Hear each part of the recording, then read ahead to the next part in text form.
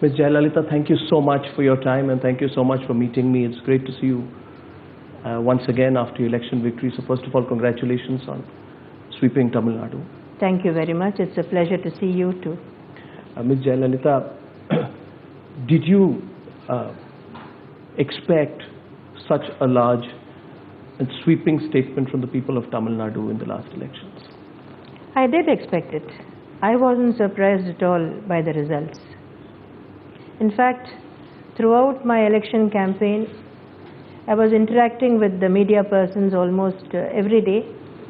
Whenever they asked me what the results would be like, I told them that our alliance would get not less than 200 seats.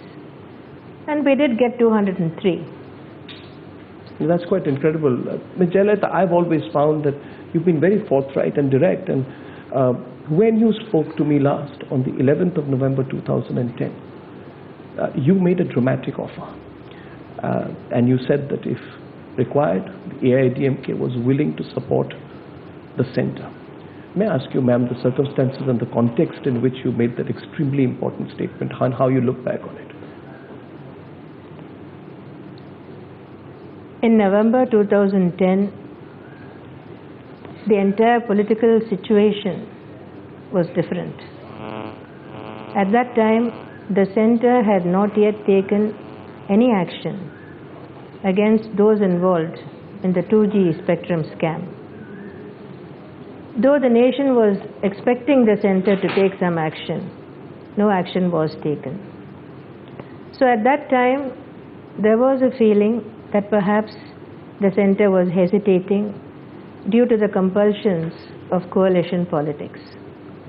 That was why I made that offer, so that the Congress could feel assured that they would not have to suffer in case the DMK withdrew its support to the UPA government at the centre. It was in that context that I made that offer, so that the Congress, which was heading the coalition government at the centre, could feel reassured that even if it did take strong action against corruption, the government would not suffer, the government would not fall because of such action, and they could continue. It was to give them that reassurance and confidence that I made that offer. But then after that, the situation has totally changed. After that, the Congress has made it very clear that it continues to have an alliance with the DMK, and it did face the assembly elections in Tamil Nadu after that in alliance with the DMK. And even after the results of the elections were known, after the DMK suffered a massive defeat, the Congress has continued to assert that it still has an alliance with the DMK, and till today the DMK continues to be a part of the central government. It continues to be an important constituent of the coalition government at the centre. So Ms. Jayalalithaa, why do you think they were cool to your offer at that point of time? Because it was a very explicit offer. In fact, you even put out the number and you said to me, the Congress does not want to lose the support of those 18 MPs, but now, and I'm quoting you, the DMK's position has become untenable, Raja's position has become untenable. Raja eventually went 3 days later. My question to you is, Ms. Jayalalithaa, why were they cool to you? And do you think you set the ball rolling for Raja's ouster with your offer to the Congress party? That's what the entire nation said and felt. But as to why the Congress did not take up my offer then, I think that is a question you should put to the Congress. As far as I am concerned, that is all history. Now it's in the past. Today it's a totally different scenario, a totally different situation in politics today. That situation does not exist now. But don't you think political alliances, Ms. Jayalalithaa, Congress leaders have said, and I'm quoting them, that the relationship with the DMK and the case against Mr. Raja are not related issues? That's how they've been trying to position it. But that's not the way the nation sees it. That's not the way the people see it. My question again, I'm going to be a little persistent on this. I can't quite fathom why they said no to you. I want to see how you look at it, because the relationship with the DMK obviously did not work electorally. They had a standing offer from you, and yet they didn't take up your offer, acted against Raja. So it's a bit of a piecemeal approach, isn't it? You used the words standing offer. It Yes. wasn't a standing offer. It was a one-time offer made in November 2001. It's not a standing offer. I repeat, as to why the Congress did not take up that offer, they are the best judges and they should answer your question. As far as I am concerned, I made that offer in a particular context, in a particular situation. Today, that situation has drastically changed. It doesn't exist anymore.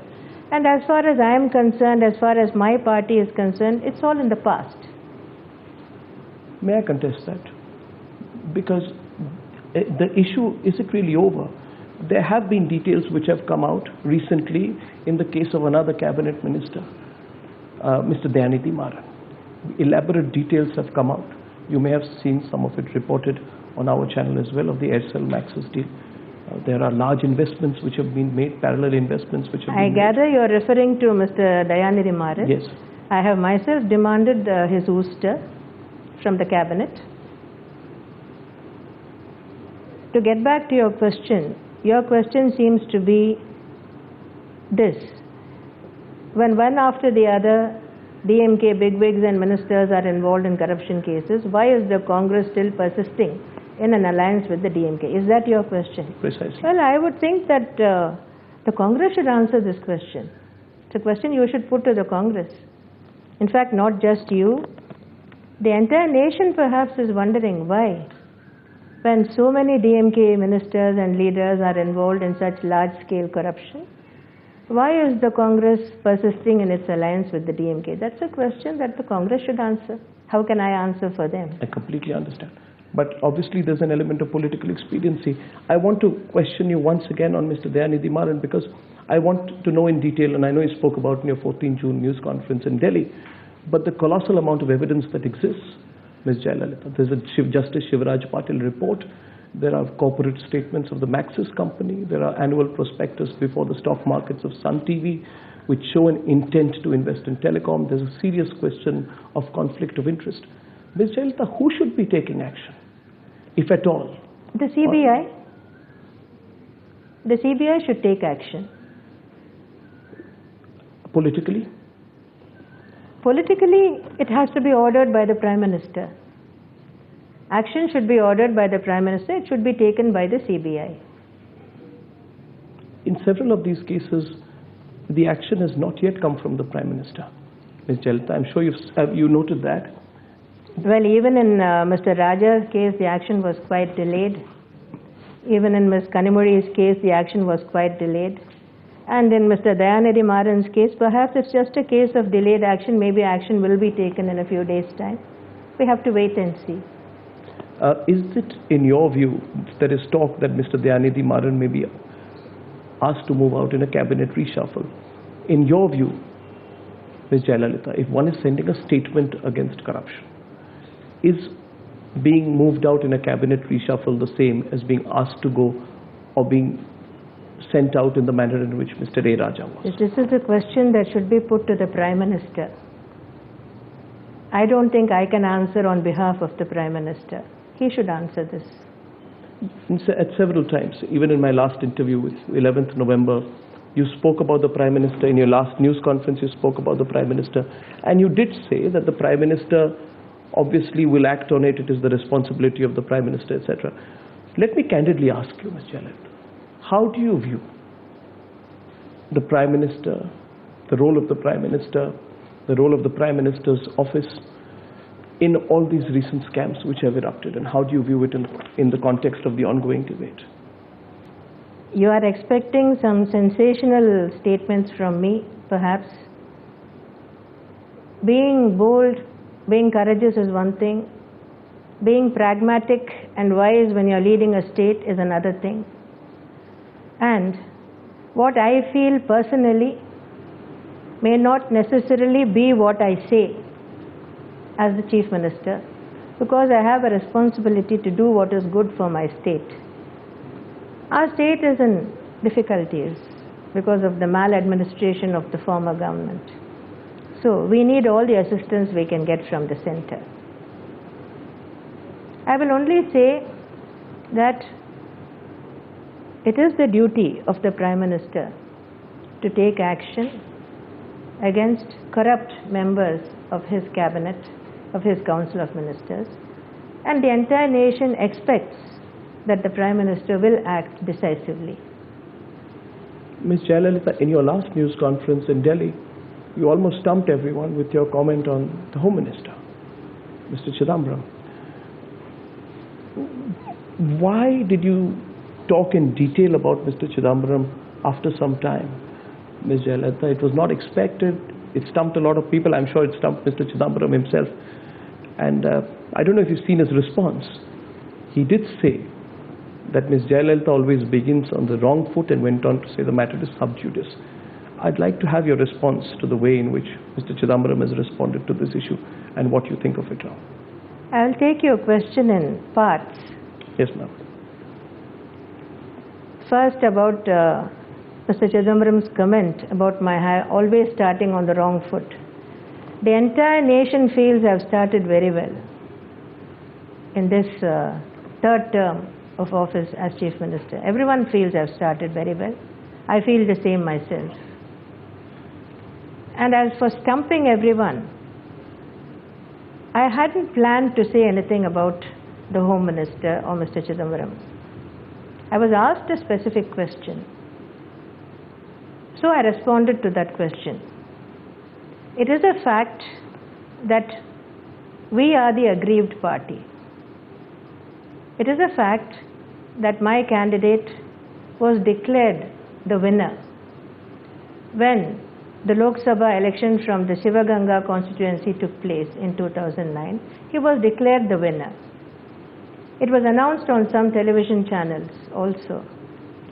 In fact, Mr. Chidambaram went out of the office where the votes were being counted, went out of the counting center, and he gave an interview there on the spot to some television channels, to some media persons, and he himself went on record saying the people had rejected him and he was conceding victory to the AIADMK candidate, that he had been defeated. After that, something happened.